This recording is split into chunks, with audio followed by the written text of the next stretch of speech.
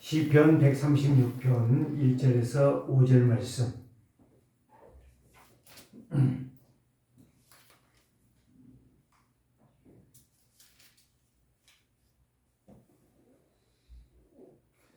함께 합독합니다. 여호와께 감사하라. 그는 선하시며 그 인자심이 영원하미로다. 신들 중에 뛰어나신 하나님께 감사하라. 그 인자심이 영원하미로다. 주는 중에 뛰어난 주께 감사하라. 그 인자심이 영원하미로다. 홀로 큰 기이한 일을 행하시는 이에게 감사하라. 그 인자심이 영원하미로다. 지혜로 하늘을 지으신 이에게 감사하라. 그 인자심이 영원하미로다. 고린도전서 11장 20절에서 25절까지 함께 읽겠습니다. 신약성경 고린도전서 11장 275쪽 20절에서 25절.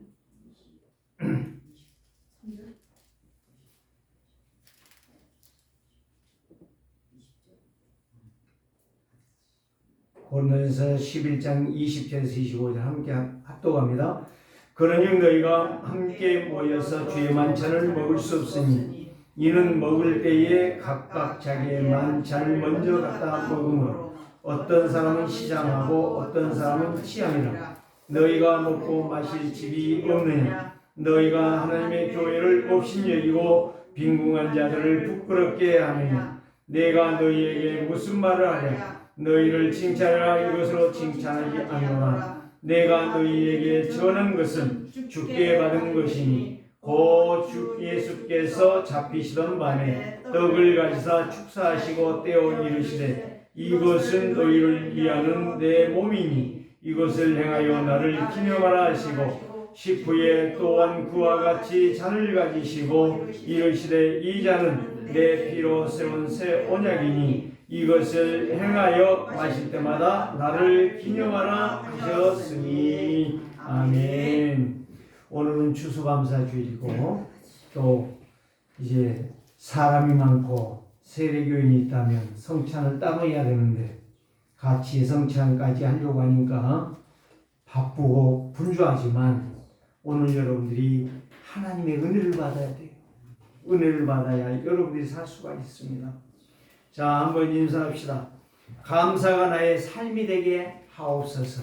감사가 나의 삶이 되게 하옵소서. 세상에서 사람은 두 종류가 있습니다. 어떤 사람이 있느냐? 하나님을 믿고 믿음으로 감사하면서 응답도 받고 승리도 하고 축복을 받는 자가 있습니다.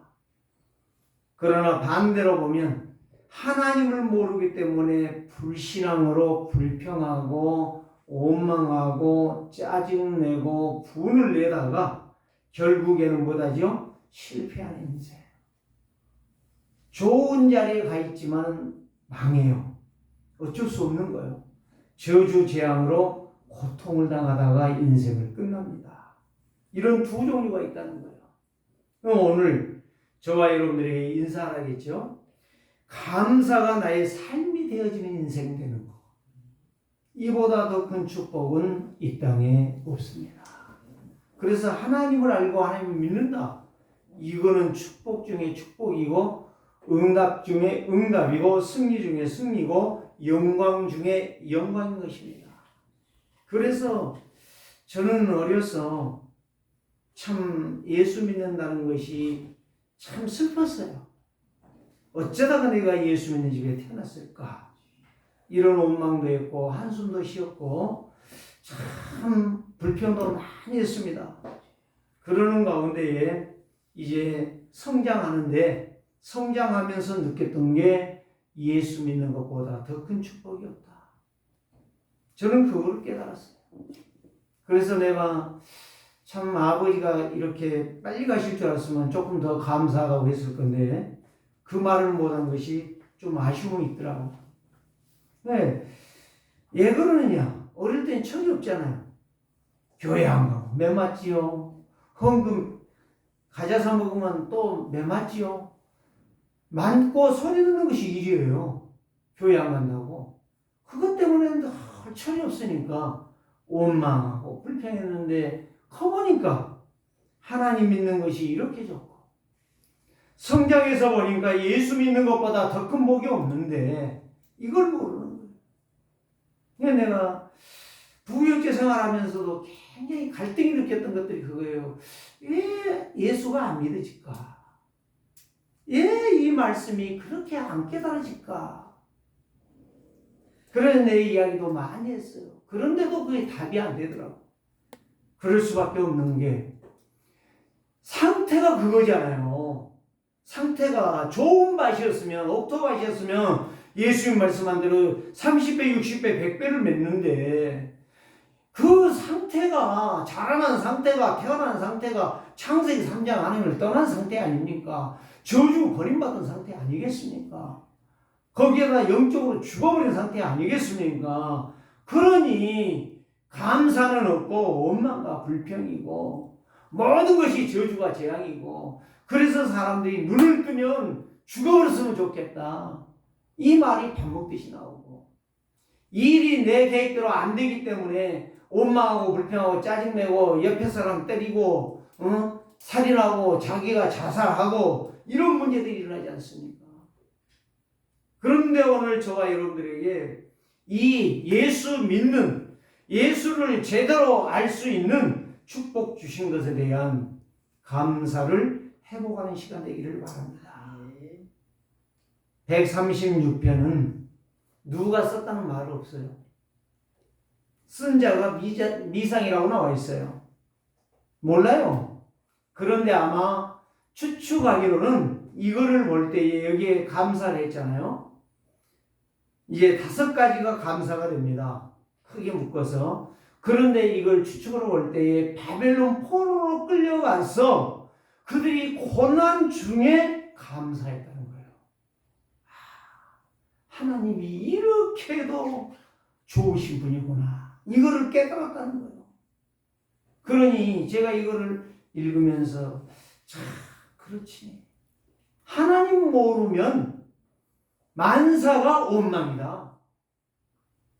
교회에 나온다 할지라도 하나님 제대로 모르기 때문에 직분을 받았음에도 불구하고 엉뚱한 짓을 한다. 어쩔 수 없구나. 그래서 제가요, 원망하지 말고 살자. 감사하며 살자. 믿음으로 살자. 이번 주간에 이렇게 지난 주간에 제가 말씀을 생각하면서 이제 결단을 했습니다. 왜 하나님을 이렇게도 자세하게 구체적으로 가르쳐 주는데 이렇게도 모를까? 어떤 목사님이 그런 이야기를 했어요. 세상에 석가모니에 대해서는 그렇게 기록된 것이 없대요. 그런데 불신자들이 알 만큼 세상 책에는 예수 그리스도가 성경 놔두고 예수 그리스도가 많이 기록되어 있답니다. 일반 책에도. 그거를 들으면서도 그렇지. 하나님은 살아계시지. 하나님은 창조주지. 하나님은 영광의 하나님이시지. 그러니까 모든 신들이에 뛰어나신다라고 말씀했지 않아요. 여기 보세요. 오늘 나오잖아요. 이제 신들 중에 뛰어난 하나님께 보다가 감사하라. 모든 신들 중에 뛰어나신 하나님께 감사하라는 거예요. 신들이 다 귀신이잖아요. 원래 그것들이 하나님을 찬양했던 천사들이요. 그런데 그것이 하나님을 떠나서 하나님의 징계를 받아 마귀가 되고 사탄이 되고 귀신이 된 거예요. 우리는 이걸 아셔야 돼.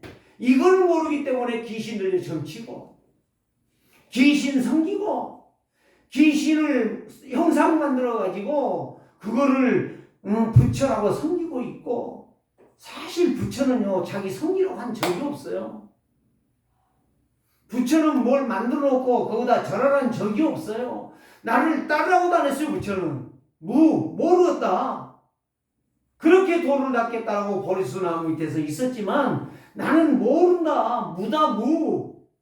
그래서 성철 스님이 죽으면서 나는 무관 지옥에 떨어진다겠고 수미산을 넘는 수미산이란 히말리아 산맥보다 더 높은 산이란 말이에요. 그보다 몇천 배를 넘는 제약을 짓고 수많은 영혼들을 멸망으로 몰아넣고 나도 멸망으로 간다. 그래서 사단이여 내가 사단을 찬양하나이다.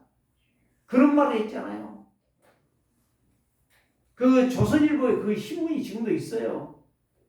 저는 스크랩 안 해놨지만 스크랩 했다가 다 버렸는데 그거 찾아보면 나온다니까. 조선일보에 85년도인가요 4년도인가요 그 양반이 죽을 때 성철 스님이 죽을 때에 그거를 설법을 해놓은 그 설법도 나오고 그 자기가 죽음 앞에서 열반이라고 하는데 무슨 열반이야. 지옥인데 욕하는 게 아니에요. 어쩔 수 없어요. 그렇게 비참하게 죽어가는데 그 영혼들을 향한 하나님의 생명의 복음을 나에게 주셔서 내가 이 복음을 알았다는 이 영적 사실을 깨달았다는 것 자체 하나만 발견해도 하나님의 은혜라. 얼마나 감사합니까?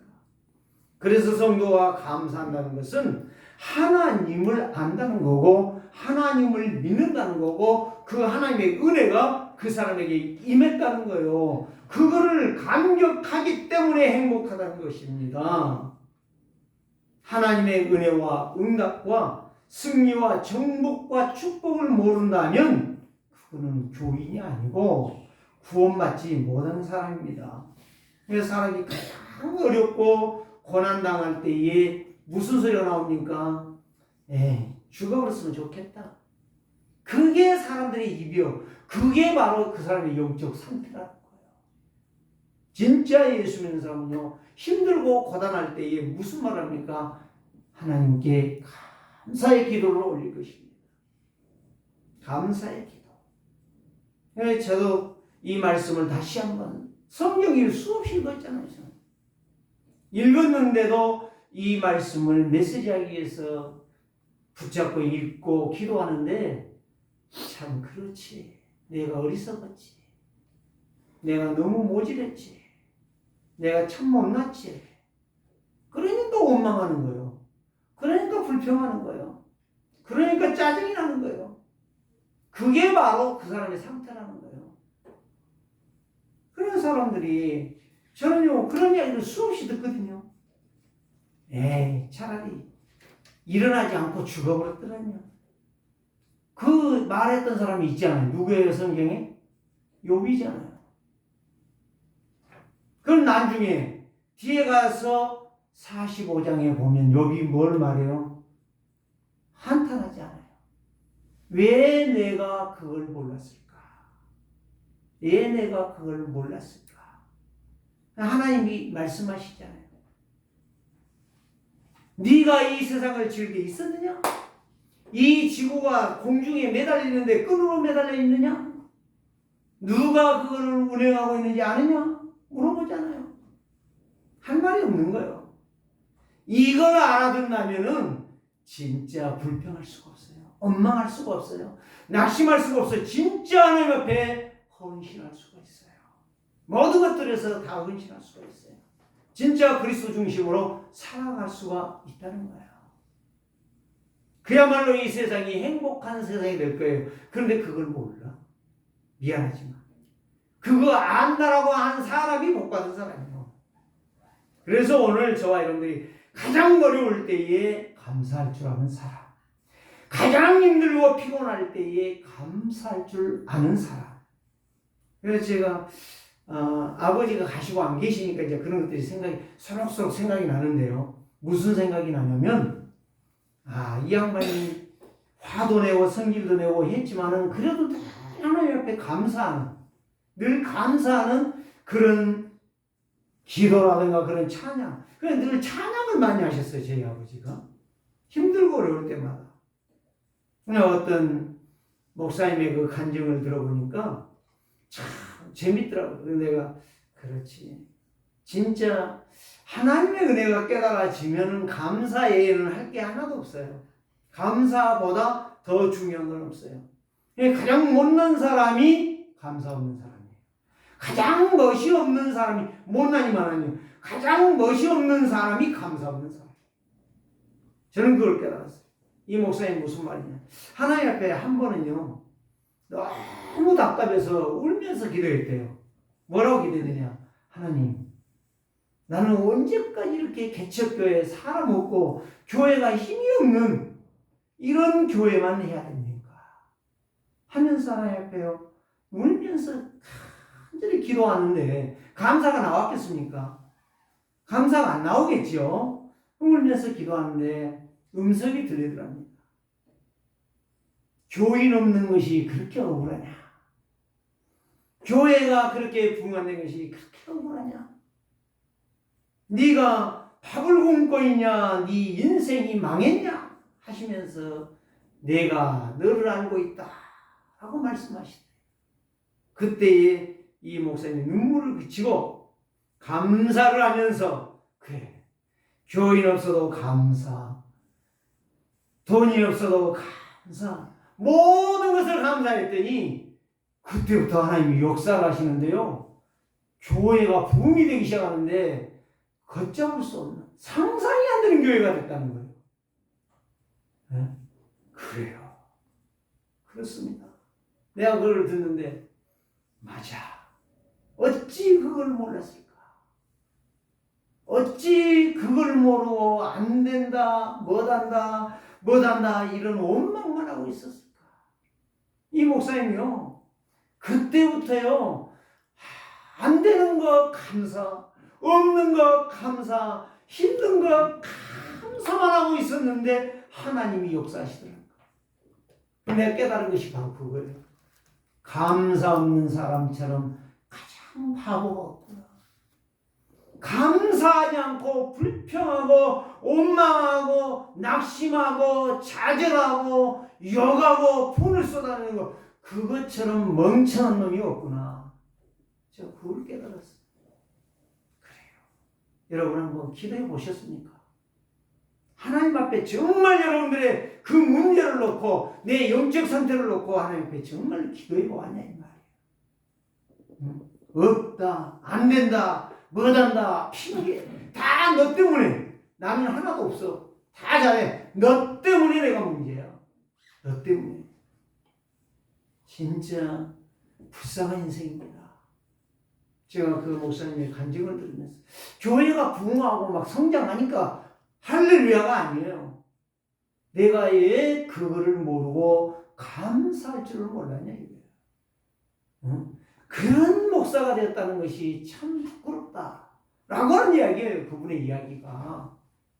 그때 제 마음에 와 닿는 거예요. 그래, 니도 그런 놈 아니야. 응?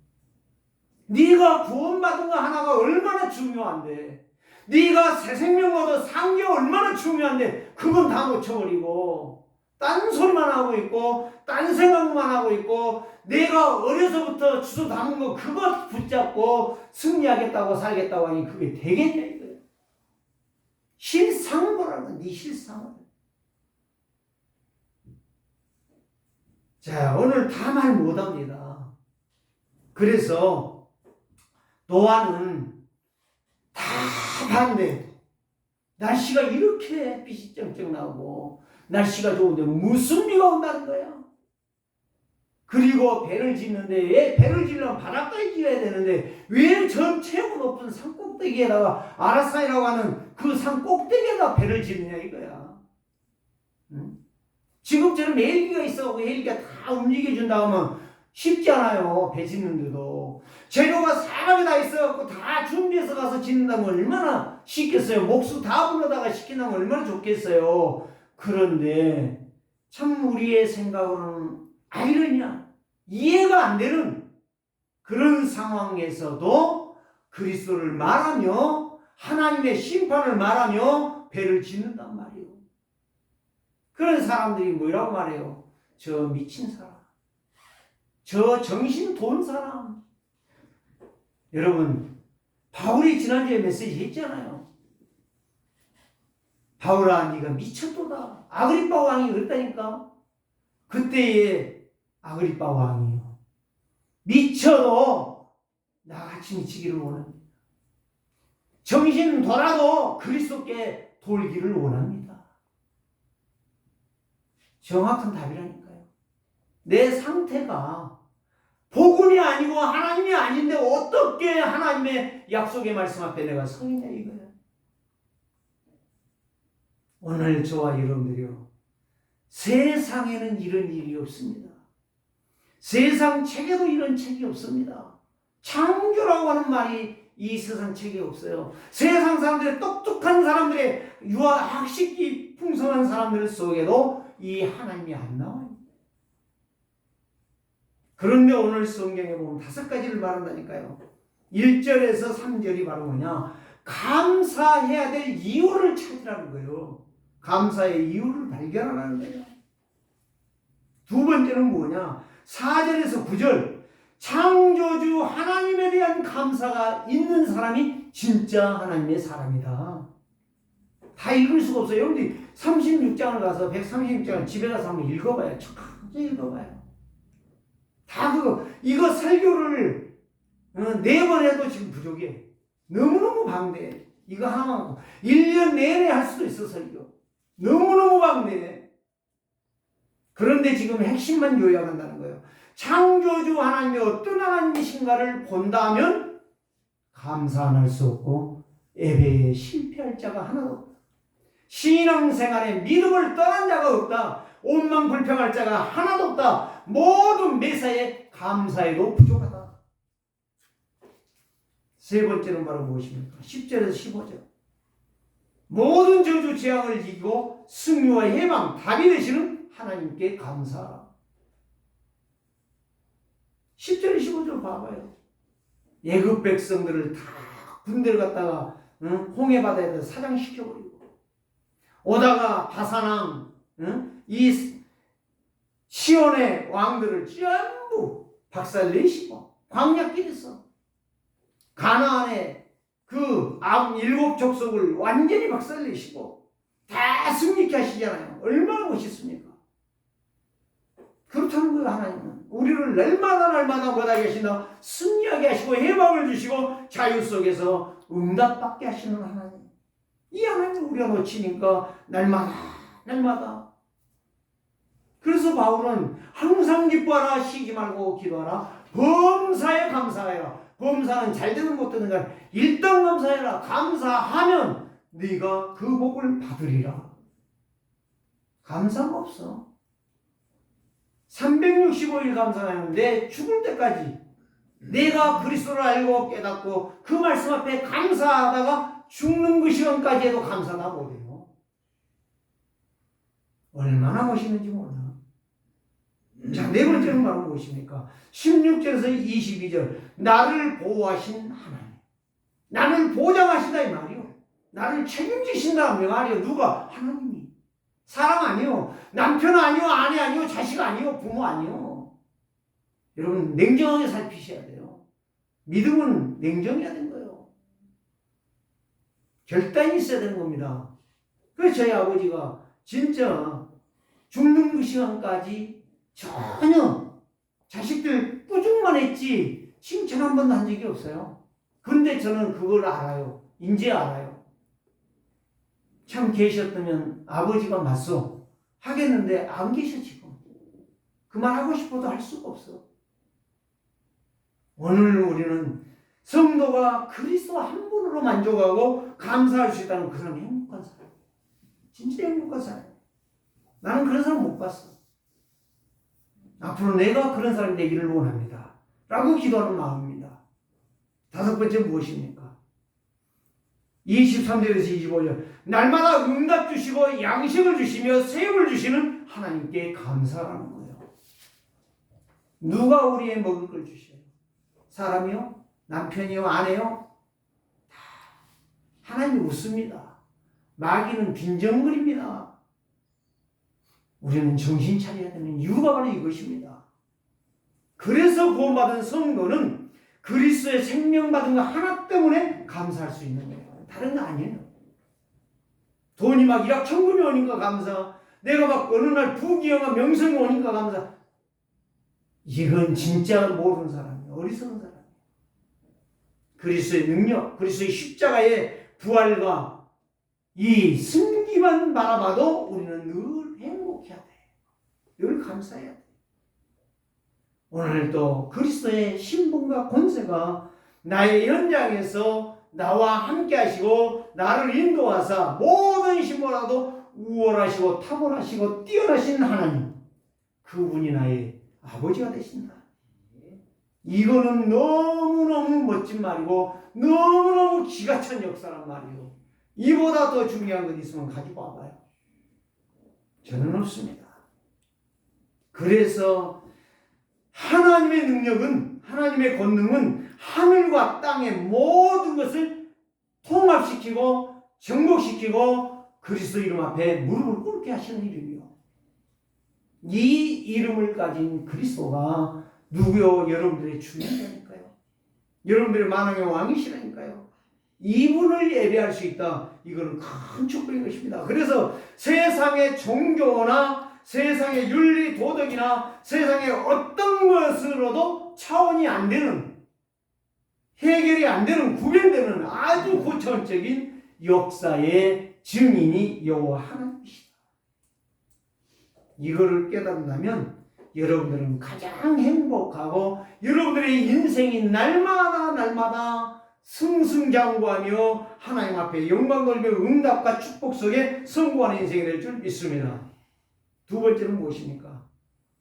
오늘 읽었던 신약 고린도전서 11장의 말씀입니다. 성찬의 축복은 떡과 잔을 통한 그리스도의 능력을 기억하는 거예요. 다시 말하면 하나님의 은혜를 날마다 맛본다 이 말이에요. 은혜 받으면 어때요? 지난번에도 제가 2주 전에 이야기했잖아요. 내가 빵 한 쪼가리 사 먹을 거 없어, 돈이 없어 탄식하고 운달 때, 울고 있을 때, 예? 누군가 지나가는데 봉투 하나를 줬어. 근데 거기에 봉투를 열어보니 수표가, 어마어마한 수표가 들어있어. 여러분, 그 사람을 보면서 여러분 뭐라고 생각하겠습니까? 감사하다고 수백 번 하겠죠. 그런데 그게 아니라니까. 그보다 더 큰 감사가 하나님이라니까. 하나님은 나의 낳고 살고 죽고 가는 것을 책임지신다니까. 이보다 더 큰 하나님이 어디가 계시냐 말이에요. 이 은혜를 아는 사람이 진짜 그리스도를 믿는 사람이에요. 성찬에 참여할 의무가 있는 사람이고 성찬의 축복을 누릴 자격이 있는 사람이다 이 말이에요. 다른 말이 아니에요. 다른 것 더 이상 설명할 이유가 없어요. 이 성찬을 단순하게 오늘 성찬의 시간인데 나는 그 세례교인이야. 떡 먹어야 돼. 빵 쪼가리 거 주워 먹어야 돼. 그 포도주 세상 말로 말하면 병아리 눈물만한 거 그거 먹어야 돼. 어떤 사람이요? 제가 목사라 하니까 그런 얘기, 야, 목사니까 내가 그 이야기 하는데 이런 이야기 하는 거예요.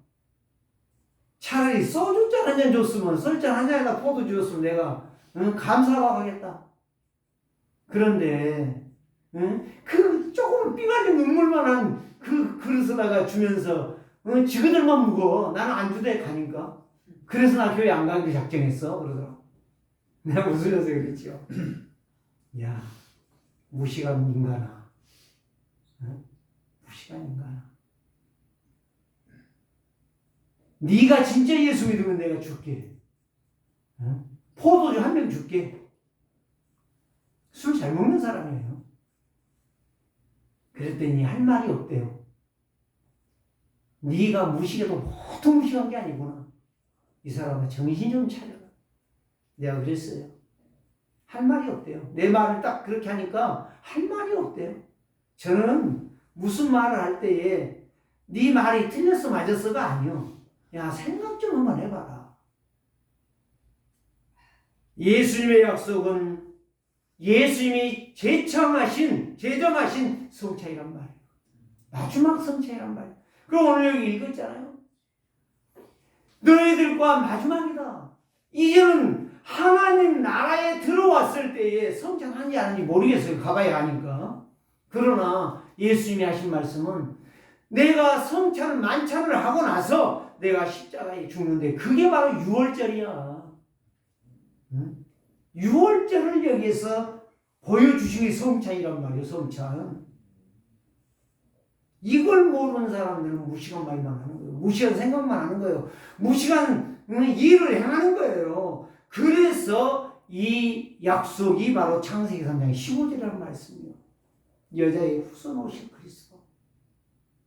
그분이 나의 주가 된다는 이야기요. 나의 보장자가 되고 나의 모든 것을 책임지신단 말이에요. 그리고 베드로는 사도행전 4장 12절에서 이 세상에 구원을 얻을 만한 이름을 준 적이 없다. 예수 그리스도 말고는 없다라고 하는 것을 여기에서 말씀해 주셨던 거예요.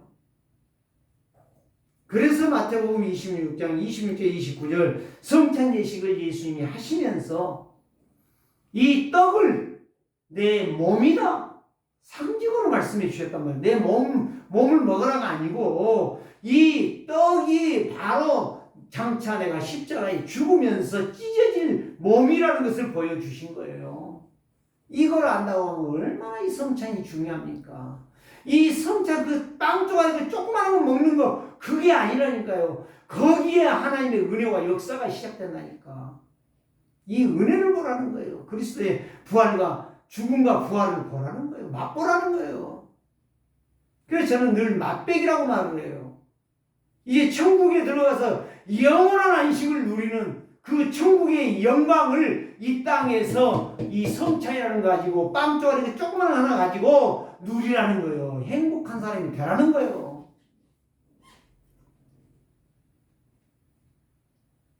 그래서 누가복음 20장 17절 22절에서는 떡과 잔을 나누어 주시고 먹고 마시라. 이것을 내 몸이고 내 살을 찢겨 흐르는 피라고 예수님이 말씀하셨다고 누가는 기록하고 있습니다. 그러면서 마지막에 뭐예요? 예수님이 이렇게 말씀했잖아요. 이를 행하여 나를 기념하라. 그래서 바울도 고린도 교회에서 성찬을 말하면서 나를 기념하라. 기념하라는 게 바로 뭐예요? 기념은 기억이잖아요. 예, 연초원이 있습니까? 예, 거기에 옆에 대통령 무덤이 있으며 거기에 장군들의 무덤이 있으며 거기에 선교사들의 무덤이 있습니까? 기억하는 거예요. 기억. 이 그리스도와 얼마나 저주와 재앙의 굶주림을 통해서 우리가 멸망을 당하는데 그 자리에서 나를 구속하러 오시는 구원자가 되신 그리스도를 기억하라는 이야기요.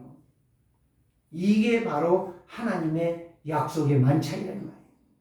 이걸 오늘 우리가 하는데 여러분들의 마음속에 영혼 속에 그리스도의 은혜로 충만하시기를 바랍니다. 이게 바로 떡과 잔을 마시는 축복의 시간이다.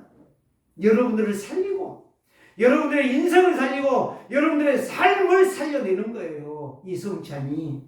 이거를 알 때에 이 성찬 예식은 그냥 건강하고 맛있구나, 달구나 이게 아니라 나는 비록 달고 맛있는 떡을 먹고 포도주를 마시지만 예수님은 쓰라린 몸을 찢으며 피를 흘리는 그 고통과 고역의 시간이었다는 사실.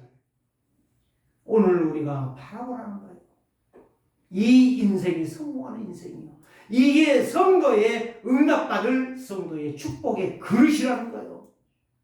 이게 전환점이에요. 우리의 신앙의 전환점을 새롭게 시작하는 그런 축복의 시간들이 되시기를 주의 이름으로 축복합니다. 장로님 나오셨어?